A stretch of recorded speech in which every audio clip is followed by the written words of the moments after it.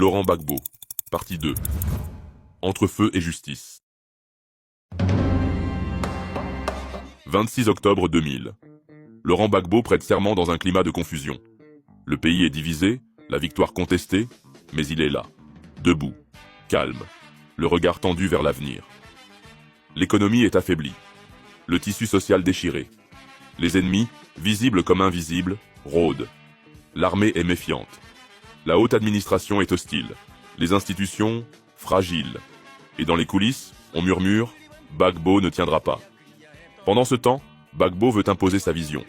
Il parle de souveraineté, d'indépendance réelle, de refondation. Mais son langage dérange. Il casse les codes, dérange les intérêts. Il veut gouverner à sa manière. Il lance des réformes. Il parle directement au peuple. 2 ans à peine après son arrivée, la Côte d'Ivoire est déjà sur une corde raide. Et Gbagbo sent que la tempête approche. 19 septembre 2002. Des tirs éclatent à Bouaké, puis à Korogo et à Abidjan. Dans l'obscurité, la Côte d'Ivoire bascule.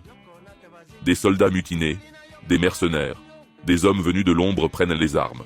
Leur cible, l'État. Leur objectif, renverser le président. À Abidjan, le ministre de l'Intérieur, Émile Bogadoudou, est assassiné chez lui. Un message clair. Le régime est vulnérable.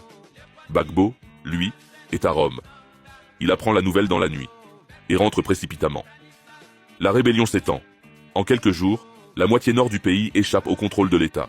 Une ligne invisible sépare désormais les 2 Côtes d'Ivoire. Le pouvoir accuse l'étranger. Des noms sont murmurés. Des puissances sont visées. Le mot complot revient sans cesse dans les discours.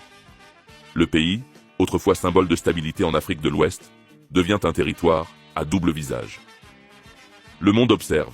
La France envoie des troupes, l'ONU s'invite dans le conflit. Et le président serre les dents. Il ne veut pas tomber, pas sans se battre. Janvier 2003. Sous la pression internationale, tous les regards se tournent vers un village français, Marcoussis. Là-bas, dans un château, les ennemis jurés de la crise ivoirienne sont réunis. Rebelles, opposants, représentants du pouvoir, diplomates étrangers, tous sont autour de la table. Finalement, un accord est signé. Un gouvernement dit de réconciliation nationale est formé. Des rebelles deviennent ministres. Gbagbo accepte, officiellement. Mais dans son cœur, il ne cède rien. Pour lui, Marcoussis est une humiliation, une perte de souveraineté. Il le dit clairement. Ce n'est pas à Paris qu'on doit décider de l'avenir de la Côte d'Ivoire. Après Marcoussis, la Côte d'Ivoire n'est ni en guerre, ni en paix. Le pays est figé,